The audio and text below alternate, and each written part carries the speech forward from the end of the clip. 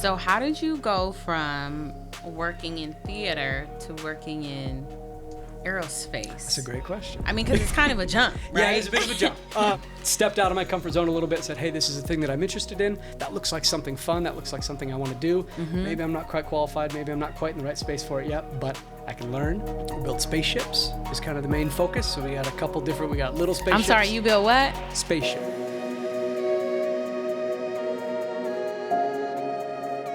Yo, yo, yo, yo! Hey! Welcome, everybody, to the Elements Podcast, where we celebrate creators, innovators, entrepreneurs in Tacoma. My name is Kiara Daniels, and we are here tonight with Cecil Goodson. How's it going? Of Blue Origin. How are you, Cecil? I'm doing really well, thank you. You all are doing some super cool stuff.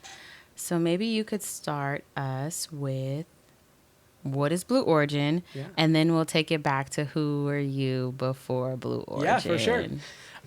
So Blue Origin is an aerospace company that's based up here in Washington. It's in Kent.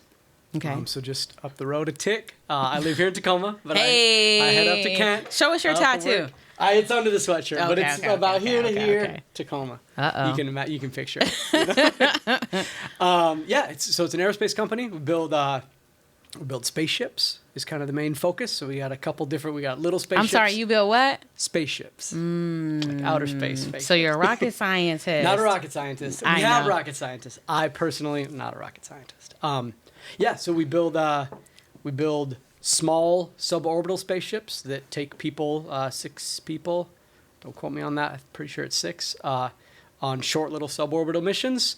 We're building big rocket ships. Got a big one called New Glenn that'll be I heard about New Glenn. Yeah, New Glenn will be an orbital launch vehicle, so that'll send things like satellites. It'll send people up to the space station. Got one project that's going to the moon, or we're in the running for that, at least with NASA for sure. So we got a human lander. Whoa. Kind of a joint project with us and a few other companies. That's a project that my department specifically is working on. So I run I run a small lab. I run what's called the Advanced Development Project's Rapid Development Lab, which is a mouthful, but it's basically an aerospace version of like a maker space. It's a lab probably 5 times the size of the room we're in right now, which everybody can't see, but it's not very big. But I've got all kinds of test equipment. I've got all kinds of tools, workbenches. It's sort of an open freeform space where people that are in my department that want to explore some new technology, that want to develop something, that want to run through some test campaign to find out if some piece of equipment that they have been thinking about or designing on paper is going to work in person. They come into my space and I help facilitate that design, that build, and then ultimately sort of once it comes to life, it leaves my lab and the next thing comes on in. So tell me about what you did in high school. So you graduated 2007 from School of the Art. 2006. My bad. Yeah. I'm sorry. Coach class, 3rd class. Wow. Yeah. Class of 06. I started at SOTA, kind of as this hodgepodge of music and visual arts. And then through my time at SOTA, I sort of started to focus on technical theater. And when I left, Kelly Doran, who's not with SOTA anymore, but was my mentor, my Friday mentor, and was kind of a second mom, chasing you around? Yeah, well, help push me in that direction of lighting, sound, set design. When I graduated SOTA, I spent about a year, on and off, about a year in the stagehand union.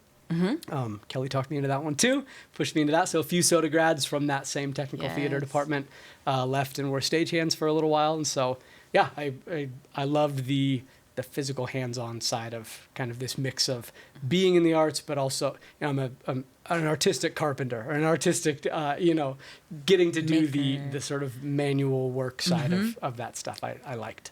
So how did you go from working in theater to working in aerospace? That's a great question. I mean, because it's kind of a jump, right? Yeah, it's a bit of a jump.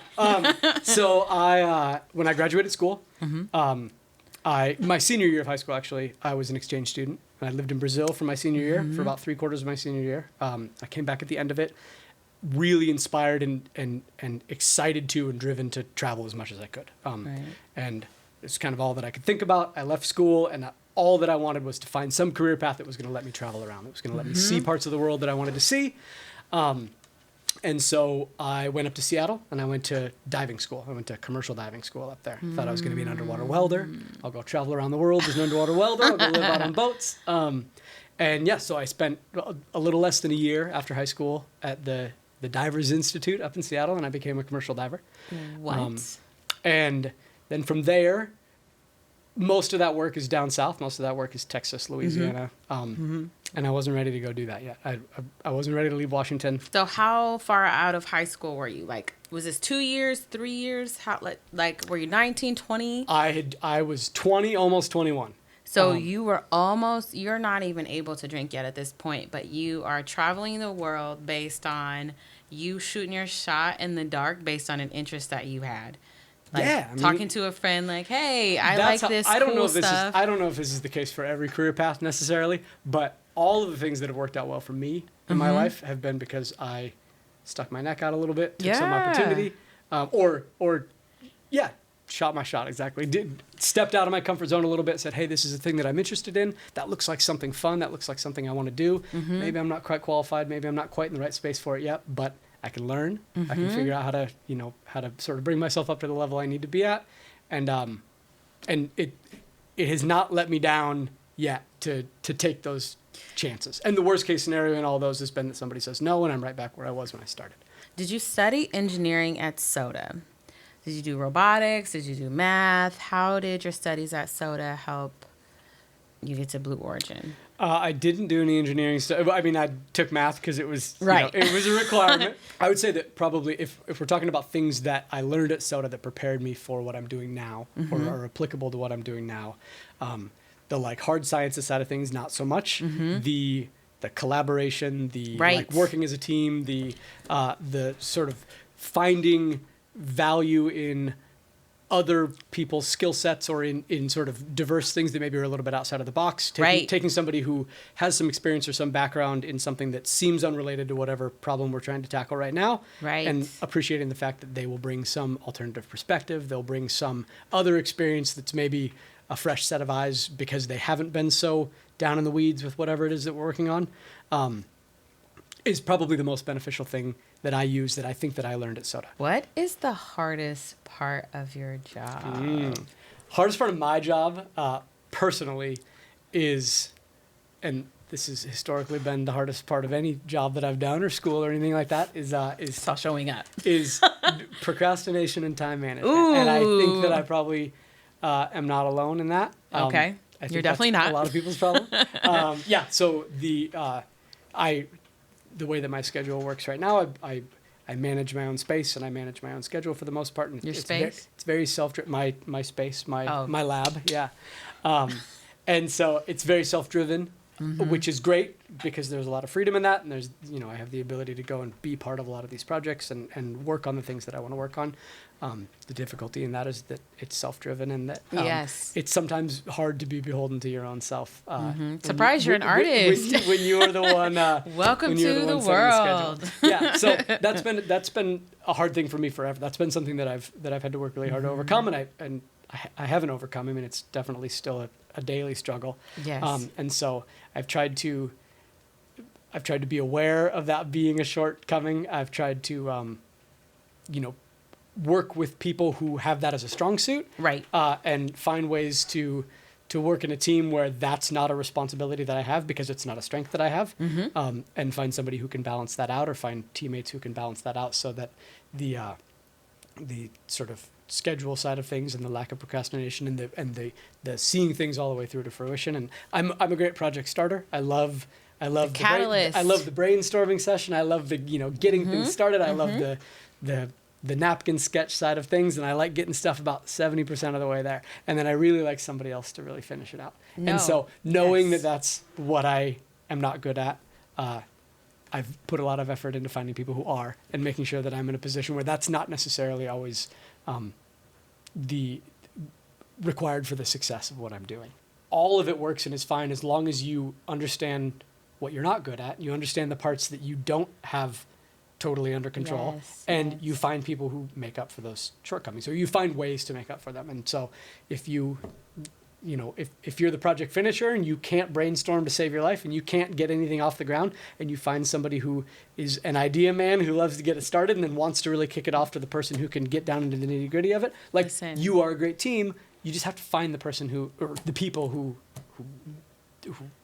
complete that. You don't keep bringing them up, but the idea is that, we've learned about systems and silos and collaborating, I think are just some kind of bigger themes that I'm learning. This is maybe off topic, but bring it in. I had a man when I used to work offshore, when I worked these robotic submarines for a while, I worked offshore with this guy, who was our team manager, or our small group manager, maybe like 4 people. And he had no experience at all in the type of work we were actually doing.